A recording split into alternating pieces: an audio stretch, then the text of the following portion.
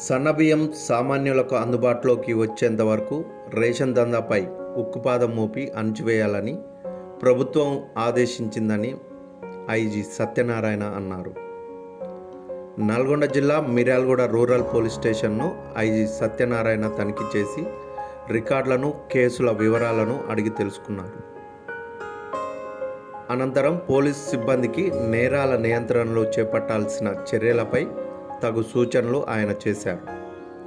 ఈ సందర్భంగా ఐజీ మాట్లాడుతూ, నల్గొండ జిల్లాలో మిర్యాలగూడ సరిహద్దు ప్రాంతం ఫైనాన్షియల్ హబ్ కావడం వల్ల సైబర్ క్రైమ్, చీటింగ్ నేరాలు ఎక్కువగా జరుగుతున్నాయని, వీటిని కట్టడి చేసేందుకు ప్రత్యేక బృందాలు ఏర్పాటు చేసి ఎప్పటికప్పుడు ప్రజలను అప్రమత్తం చేస్తున్నామని ఆయన తెలిపారు.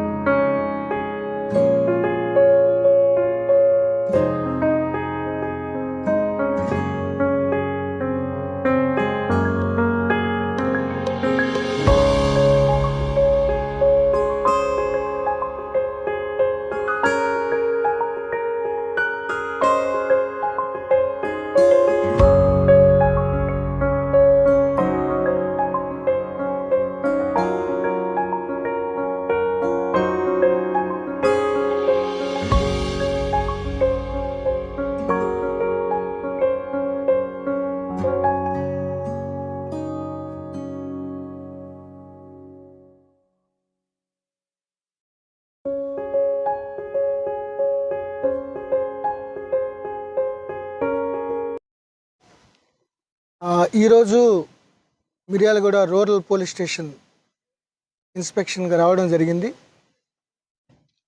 గత 3 సంవత్సరాల నుంచి నేరాలకు సంబంధించిన ట్రెండ్స్ చూస్తే ప్రాపర్టీ అఫెన్స్లు ముఖ్యంగా ఇది ఆంధ్ర బోర్డర్ కాబట్టి చిన్న చిన్న దొంగతనాలు కాస్త ఎక్కువగా పెరిగినట్లు అనిపిస్తుంది. దీనికోసం పెట్రోలింగ్ చేయాలి. పాత నేరస్తులు ఎవరైతే ఉన్నారో వాళ్ళందరినీ తీసుకురావాలని ఆదేశించడం జరిగింది. యాక్సిడెంట్లు కొంతవరకు తగ్గినాయి. ఇంకా డ్రంక్ అండ్ డ్రైవ్ ఇంటెన్సిఫై చేయాలని చెప్పడం జరిగింది. ఈ మిర్యాలగూడ నల్గొండ జిల్లాలో ఒక ఫైనాన్షియల్ హబ్ లాగా ఉండటం వల్ల ఇక్కడ సైబర్ క్రైమ్లు, చీటింగ్స్ చాలా ఎక్కువ జరుగుతున్నాయి. దీన్ని యాజ్ పర్ లా ఓ పక్కన ప్రజల్ని అప్రమత్తం చేస్తూ స్పెషల్ టీములు పెట్టి ఎవరైతే ఈ సైబర్ నేరాలు చేసి మోసపూరితంగా డబ్బులు కాజేస్తారో వాళ్ళపై చర్యలు తీసుకోవడానికి వాళ్ళకి సూచనలు ఇవ్వడం జరిగింది. అదేవిధంగా ఈ SHO నుంచి CISHO టోటల్ ఉమ్మడి నల్గొండ జిల్లాలో బోత్ సూర్యాపేట నల్గొండ జిల్లాలో కూడా ఇంత క్రైమ్ ఏ పోలీస్ స్టేషన్లో కూడా ఇంక్లూడింగ్ సూర్యాపేట టౌన్ అండ్ నల్గొండలో కూడా ఇంత క్రైమ్ రిపోర్ట్ కావట్లేదు. సో దీన్ని SHO CIకి పెంచాలనే ప్రపోజల్స్ గవర్నమెంట్కి సమర్పించడం జరిగింది. అదేవిధంగా ఈ బోర్డర్ ఏరియాస్లో కొన్ని 3 గ్రామాల పాత ఫ్యాక్షన్ విలేజ్లు ఉన్నాయి. ఒక నక్సలైట్ సరెండర్ అయ్యాడు. సో అతని యొక్క నడవడిక మీద సర్వేలెన్సు, అట్లాగే ఈ ఫ్యాక్షన్ విలేజ్ల్లో మళ్ళీ ఎటువంటి చిన్న చిన్న తగాదాలు కూడా పునరావృతం కాకుండా ఉండేందుకు అన్ని జాగ్రత్తలు తీసుకోమని చెప్పడం జరిగింది. సో మనకున్న ఇప్పుడు సమస్య ఏంటంటే రాష్ట్ర ప్రభుత్వం రైతులకి లబ్ధి చేకూర్చాలనే ఉద్దేశంతో సూపర్ ఫైన్ రకాలు సోనా మసూరి కానీ BPT 5204 ధాన్యానికి 500 రూపాయలు బోనస్ రైతులకి లబ్ధి చేకూర్చాలని ఇవ్వడం జరిగింది. దీన్ని కొంతమంది దళారులు, కొంతమంది మిల్లర్లు కావాలని పక్క రాష్ట్రాల నుంచి కొంత అక్కడికి వెళ్ళి అక్కడ సేకరించి ఫామ్ 10 ఏదైతే రైతులు పేరిట వచ్చే ఫారం 10 అట్లాగే సెస్ మార్కెట్ యార్డ్ ద్వారా కట్టేసి మిల్లర్స్ తీసుకెళ్తున్నామనే ఉద్దేశంతో ఇటు తరలిస్తున్నామనే ఉద్దేశంతో సివిల్ సప్లైస్ పోలీస్ శాఖకి రాష్ట్ర ముఖ్యమంత్రి గారే కోఆర్డినేషన్ మీటింగ్లో చెప్పడం జరిగింది. సో తదనుగుణంగా ఉమ్మడి మహబూబ్ నగర్ జిల్లా, ఉమ్మడి నల్గొండ జిల్లా, ముఖ్యంగా గద్వాల్, నారాయణపేట్, వనపర్తి, సూర్యాపేట్, నల్గొండ ఏరియాలో 24 చెక్ పోస్టులు పెట్టడం జరిగింది. అనేక ముతక ధాన్యాలు 1067 అని కూడా ధాన్యం ఉంది. అవి ఏదో మిల్లర్స్కి వచ్చినట్టు ఈ సన్న బియ్యం కూడా రావడం, సన్న ధాన్యం కూడా రావడం జరుగుతుంది.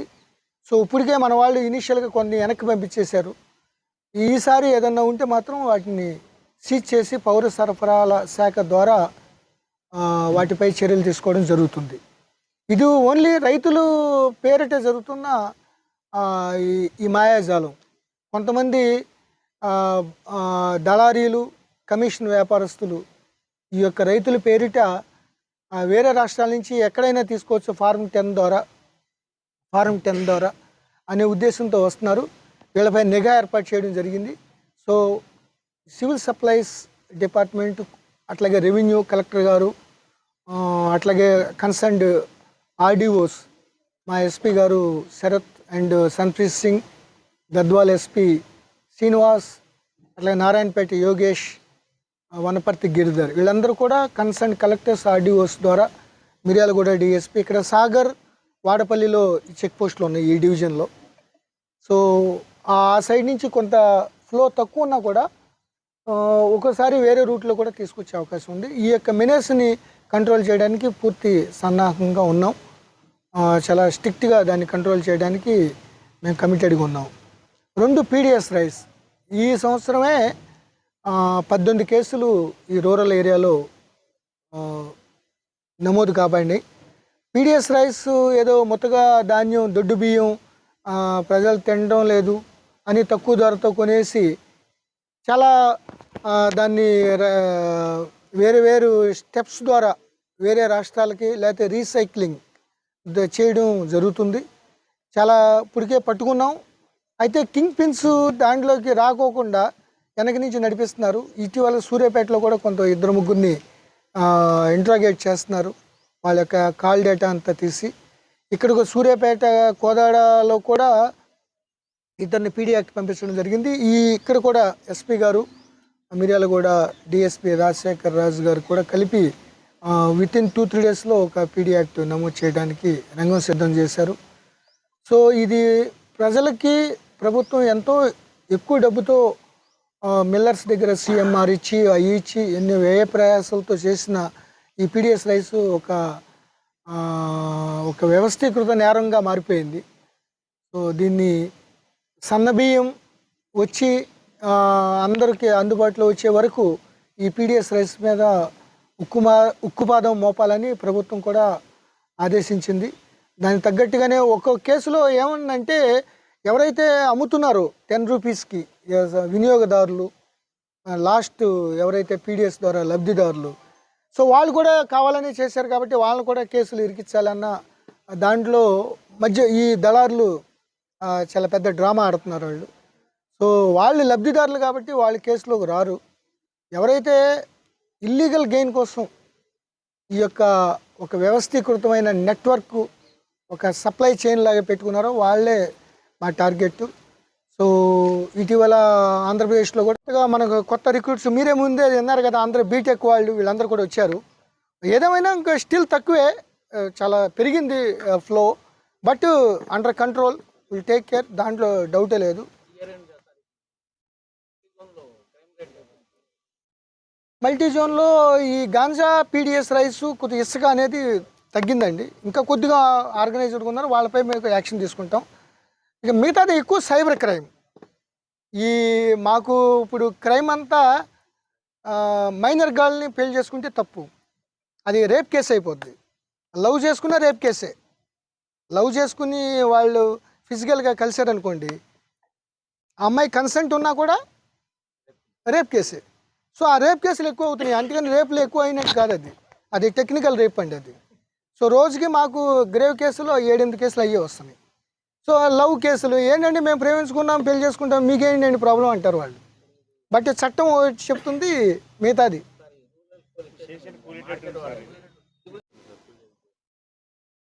డెఫినెట్గా దాని మీద ఎంక్వైరీ చేస్తామండి. అది పట్టుకున్నప్పుడు ఇప్పుడు ఈవెన్ సూర్యాపేటలో కూడా, మిర్యాలగూడ సూర్యాపేటలో, ఎందుకంటే రైస్ ఇప్పుడు రోజు ముతక ధాన్యం కానీ ఇటు బోనస్ ప్రభుత్వం అనౌన్స్ చేసిన తర్వాత ఇటు ఆంధ్ర సైడ్ నుంచి కానీ ఇటు రాయలసీమ నుంచి కానీ ఇటు కర్ణాటక రాయచూరు నుంచి కానీ విస్తృతంగా లోడ్స్ అన్నీ వస్తున్నాయి.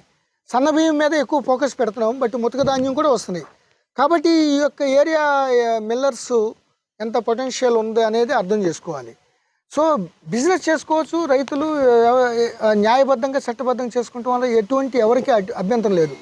మనకి మిల్లర్స్ కొంతమంది, అందరు కాదు, కొంతమందే ఈ సిఎంఆర్ ఇచ్చిన మిల్లింగ్ రైస్ని డైవర్ట్ చేసేయడం, అట్లాగే వేరే రాష్ట్రాల నుంచి దొంగ బిల్స్ పెట్టి ఇక్కడ ఆర్గనైజ్డ్గా ఈ యొక్క బోనస్ని కాజేయడానికి కొంత చేయడం, ఇవన్నీ చేస్తున్నారు. వీటిపై చర్యలు తీసుకుని వ్యవసాయ ఆధారిత ప్రాంతం ఇది. అట్లాగే కాబట్టి ఇటు పీడిఎస్ రైస్ ఓ పక్కన ఈ మనకు బోనస్ ఇచ్చిన దాన్ని ప్రభుత్వ ధనం వృధా కాకుండా ఉండటానికి పోలీస్ శాఖ మిగతా డిపార్ట్మెంట్లు సమన్వయపరుచుకుంటూ చాలా గట్టిగా యాక్షన్ తీసుకుంటున్నాం.